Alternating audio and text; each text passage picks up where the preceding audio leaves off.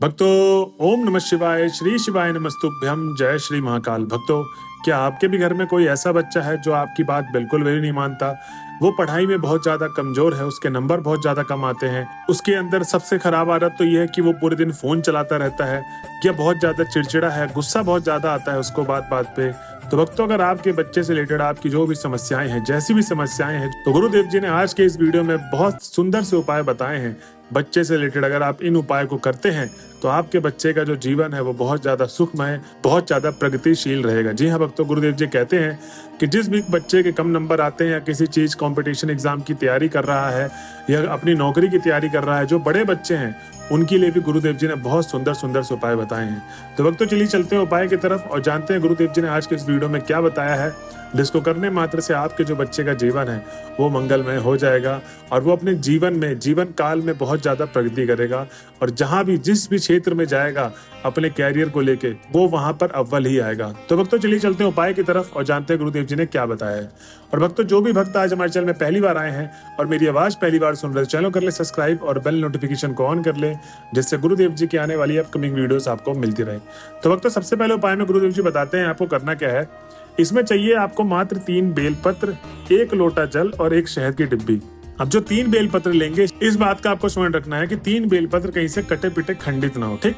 उसके बाद जो 1 लोटा जल लेंगे आप, वो तांबे के लोटे में जल चाहिए और जल जो भरना है आपको वो घर से भरना है, मंदिर परिसर से आपको जल नहीं भरना है, ठीक। उसके बाद जो गुरुदेव जी ने 1 शहद की डिब्बी बोली है, तो इस चीज का आपको विशेष ध्यान रहे कि जो शहद आप लेंगे वो जो आपके घर का मंदिर है वहां से आपको उठाना है, ये नहीं कि जो आप किचन में यूज करते हैं शहद वो वाला आपको शहद लेके नहीं जाना है, ठीक।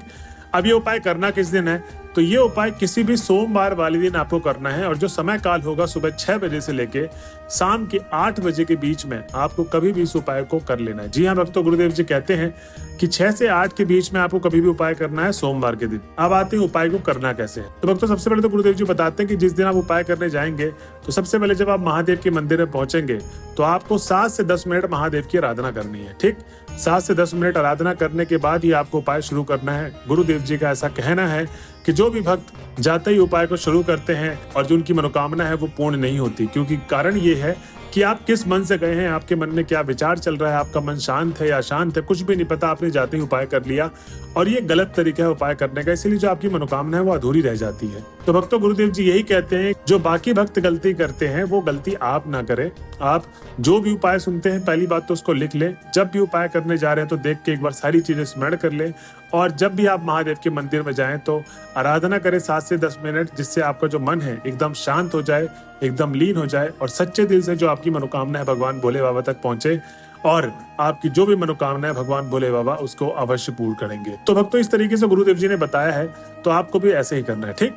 अब हम चलते हैं उपाय की तरफ। तो जब 7 से 10 मिनट आपने आराधना कर ली तब गुरुदेव जी कहते हैं कि जो आप 3 बेलपत्र लेकर गए थे उन तीनों बेलपत्रों को आपको फैला लेना है थाली में। आप शहद की डिब्बी से थोड़ा शहद निकालना है।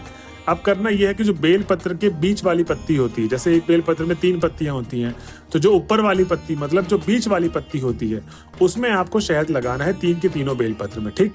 बाकी की जो 2 पत्तियां हैं नीचे वाली, जो दाएं साइड और बाएं साइड वाली होती हैं, उसमें आपको शहद नहीं लगाना है, सिर्फ और सिर्फ आपको बीच वाले पत्ते में शहद लगाना है, ठीक। इसके बाद गुरुदेव जी कहते हैं सबसे पहले तो आपको करना क्या है कि जो 1 तांबे के लोटे में जल लेकर गए थे उस जल को सबसे पहले अर्पित करना है भगवान भोले बाबा के शिवलिंग पे। तो भक्तों, गुरुदेव जी कहते हैं कि महादेव के शिवलिंग में जल अर्पित करने का तरीका है, वो तरीका इस तरीके से है कि कुछ लोग तो बूंद बूंद अर्पित करते हैं जल, जो आपको नहीं करना है। कुछ लोग बहुत जल्दीबाजी में जल अर्पित करते हैं, वो भी आपको नहीं करना है। आपको जो तरीका चाहिए जो गुरुदेव जी ने बताया है करने के लिए, आपको निरंतर धारा बनाते हुए उस जल को अर्पित करना। जी हाँ भक्तों, धारा कैसे आपने देखा होगा, झरना, नदी, नहर, इन सब की जो स्पीड होती है, पानी बहने की जो गति होती है वो एक ही समान होती है। तो आपको एक ना ज्यादा तेज ना ज्यादा धीरे, एक ही गति के समान आपको पूरा का पूरा जल अर्पित करना है भगवान भोले बाबा के शिवलिंग पे। और जब आप जल अर्पित कर रहे होंगे तो आपको श्री शिवाय नमस्तुभ्यम का निरंतर जाप भी करना है। उसके बाद भक्तों, गुरुदेव जी कहते हैं कि जो आपने 3 बेलपत्र में शहद लगाया था बीच वाली पत्तियों में, अब आपको वो बेलपत्र जलाधारी वाले भाग पे रखना है। कहाँ पर रखना है?